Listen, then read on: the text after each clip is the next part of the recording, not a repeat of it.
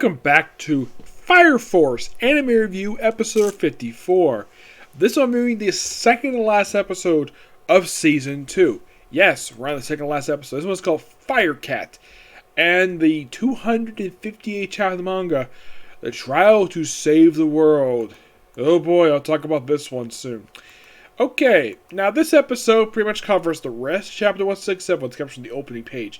And they skipped this one again. This one goes from pages 619 of 167, 168, this one down for the whole thing of this one, 169, pretty much the whole chapter, with the exception of about 3 pages, and pretty much the entirety of 170, 171.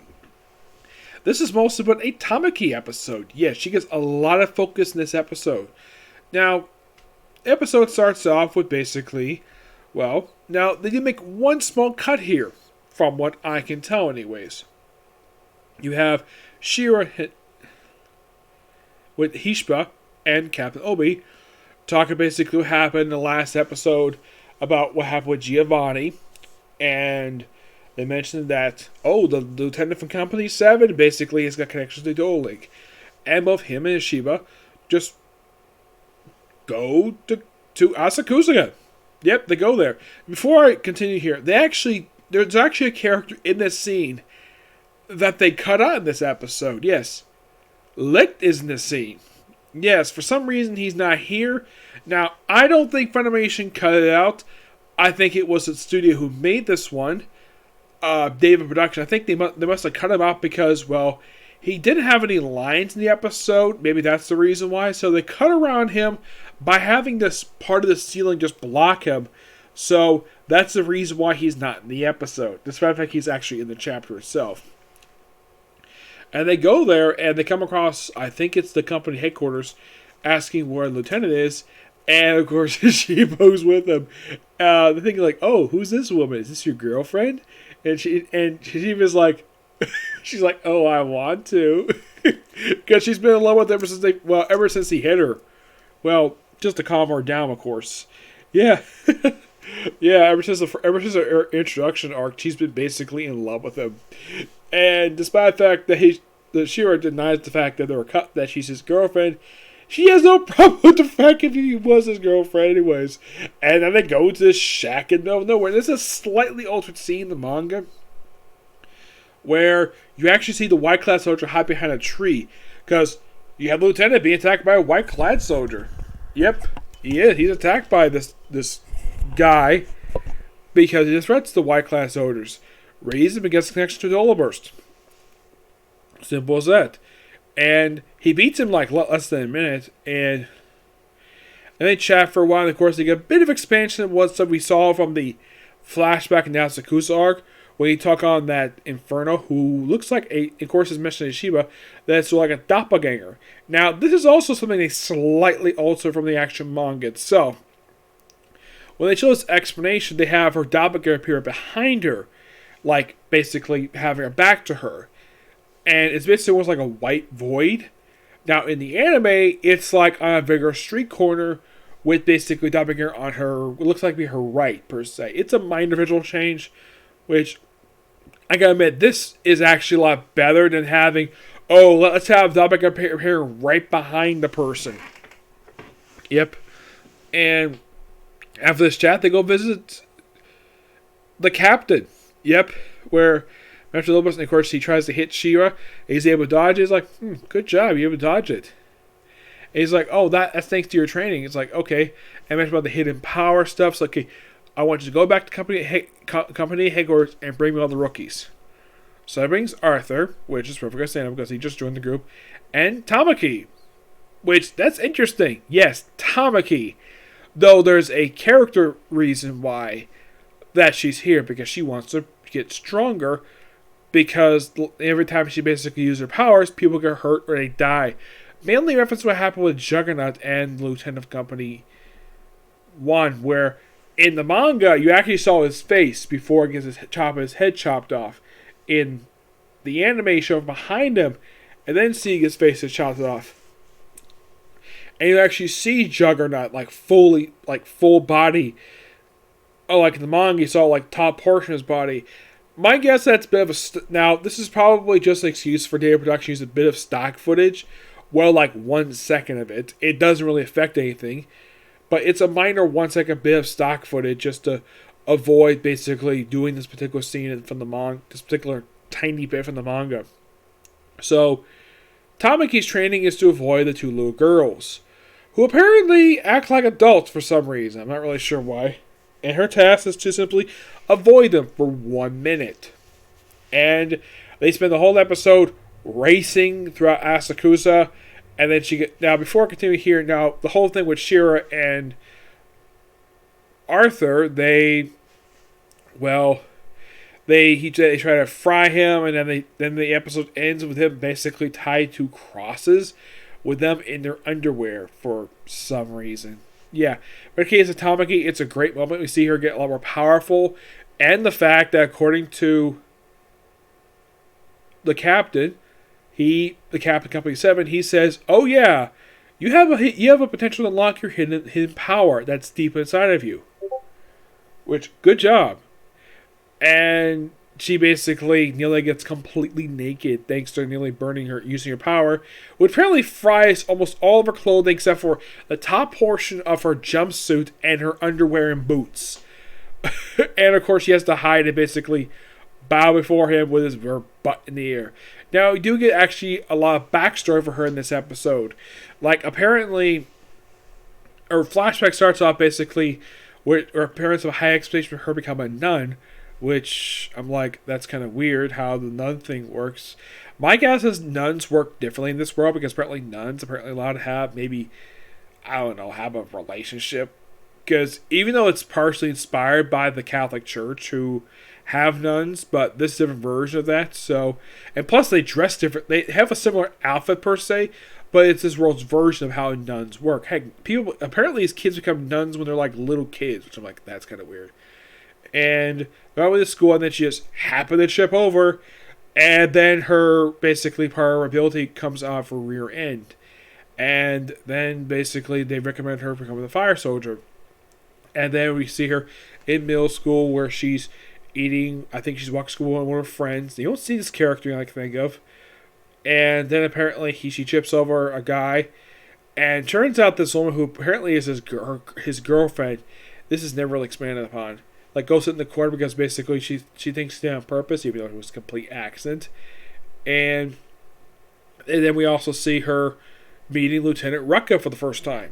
Yep, we see, not exactly their interaction per se.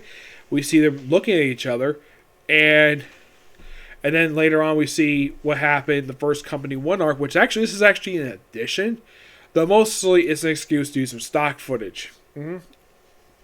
Yep. And then we see her with Shira, where they had a little bit here seeing Arthur in this particular scene, which is actually an original 1 second clip where Arthur is here because he's not here in the manga, but nothing really hurts the fact he's actually here.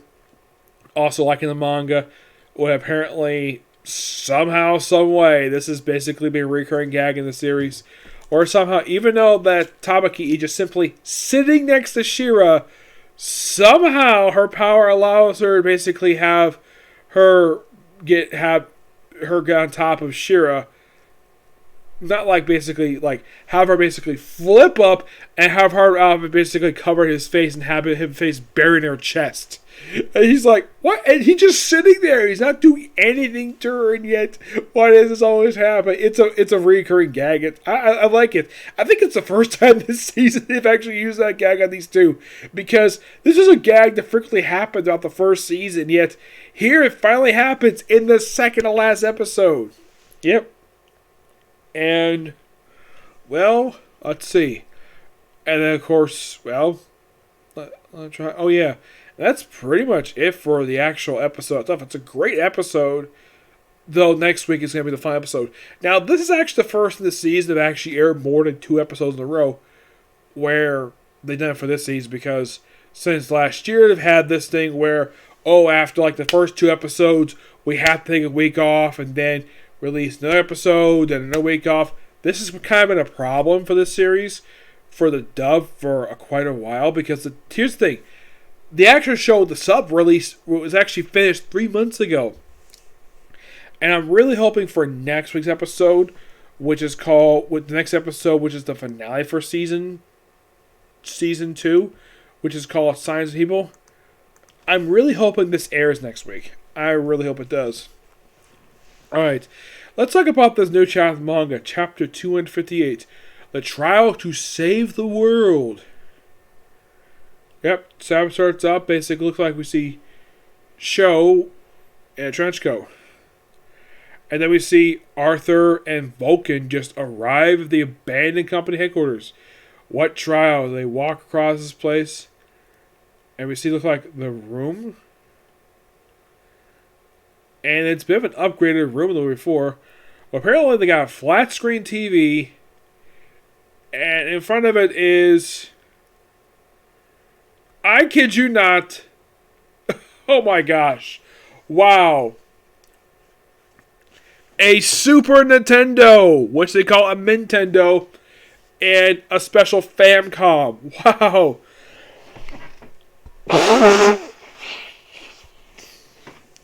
If those who know what a Super Nintendo is, like, oh my gosh, wow. This was something when I was reading this today. And of course, Dragon Question, which, here's the thing, it's a play on Dragon Quest, which is an actual computer game. But seeing this, wow. They even have, get this, the actual controller. Yes, the controller that Arthur is using on this Nintendo. That is what the Super Nintendo controller looked like.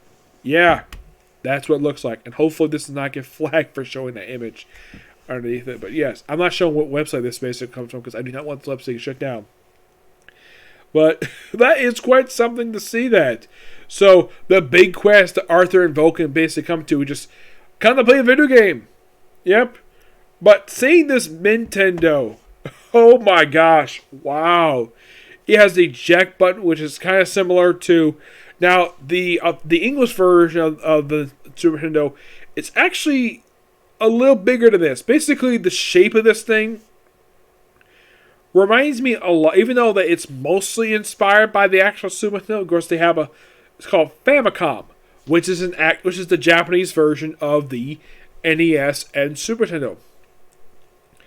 Now, this is also, you can kind of say, shape-wise, it's inspired by the Sega Genesis, which looks very similar. The cartridge itself is standard Nintendo size.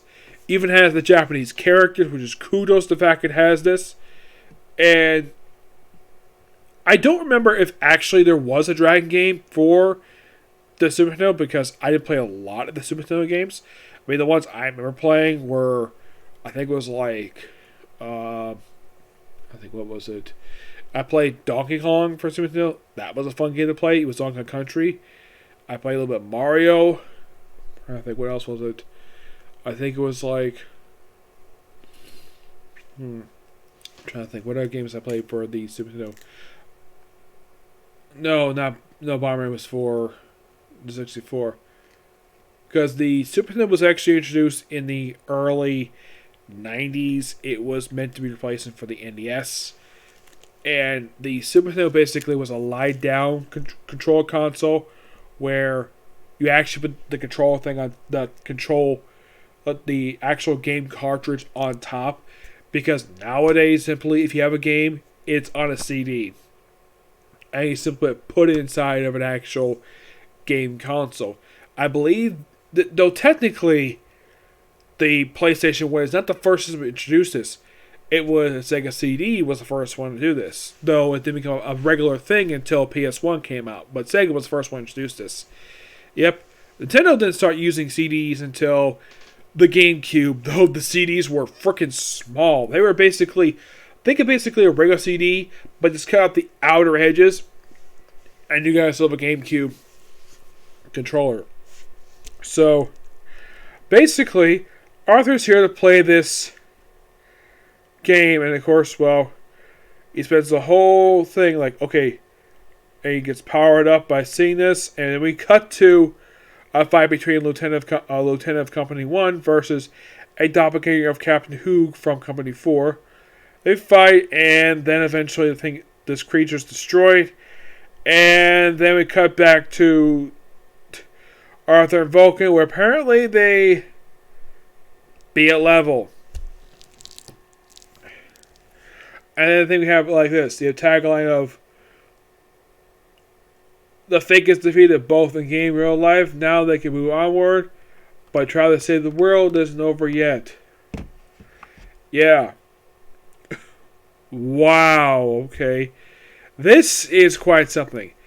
It's almost like this, whenever it comes up with Arthur, it tends to be very weird and just plain odd, to say the least.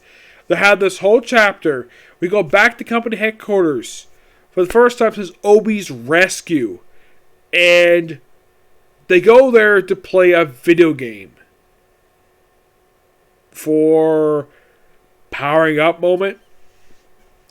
Yeah. Kind of a weird thing, but seeing that Nintendo, aka the Super Nintendo, for me anyways, that is actually really smart because when I was a kid, I actually played Super Nintendo. I didn't own a Super Nintendo, but I did play one. Yes, I did. I mostly played at a daycare I went to when I was a little kid.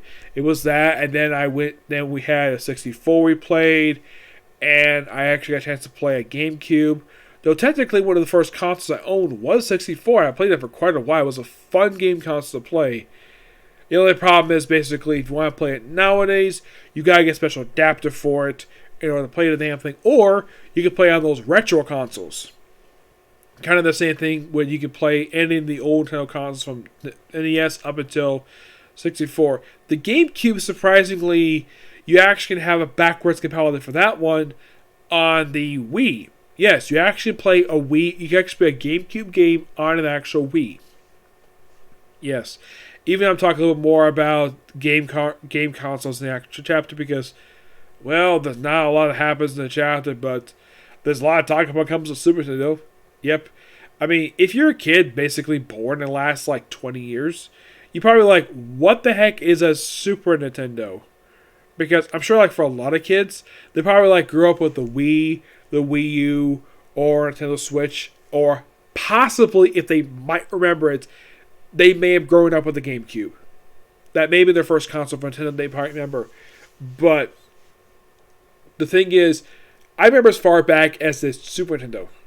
Even though that I didn't exactly play many games for it, but a lot of games I played for are pretty fun. Yes. Yes. There was also the Sega Genesis, which you actually can kind of still play nowadays. Well, not the actual console per se, but you can use the actual game cartridges on I think there's actually, I believe there's a retro thing for that one. I don't think for the CD, but for the Sega Genesis, yes. But nowadays, if you want to find these Sega games, they're on Nintendo because apparently I know that I think it's Sonic, which is a Sega character. You actually can have games for that on Nintendo games now because Sega licensed the character and pretty much the whole franchise to Nintendo. But I'm not sure about the other original characters because the thing is, unlike Nintendo's got a good catalog of original characters they have, Sega only had Sonic the Hedgehog. Sad to say. But yeah, that's it for this particular review. If anybody ever remember playing in the Super Nintendo, just let us know just tell me in the comments below because the Super Nintendo was a fun console to play when I was a kid. And I know that the Angry Video Game Nerd occasionally uses it for his reviews.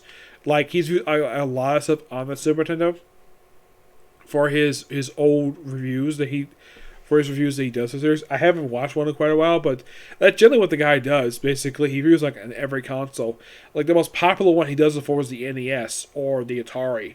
Most of the time, the NES. He does go to the Nintendo or Sega, the other ones, but mostly NES, Super Nintendo. Yep. But yeah, that's it for this review. Oh, by the way, I actually give the chapter I'm going to give it an 8 out of 10 because it's mostly a pointless chapter with the exception of that bit where the doppelganger is destroyed. Well, I'm going to give it a 9 because of the Nintendo, which aka the Super Nintendo. Yep, so yeah, that's it for single review. I do have time to do one more video, and it's going to be comic history, and I was talking about for quite a while Steve Ditko characters, but this time I'm going to do something quite different per se. as far as I could tell, there's not much for documentary material on this particular series. Mostly, but when it comes to this series, when we talk about documentaries, it's vaguely talked about. What series is it? You'll find out in my comic book history, okay? See you next video. Bye.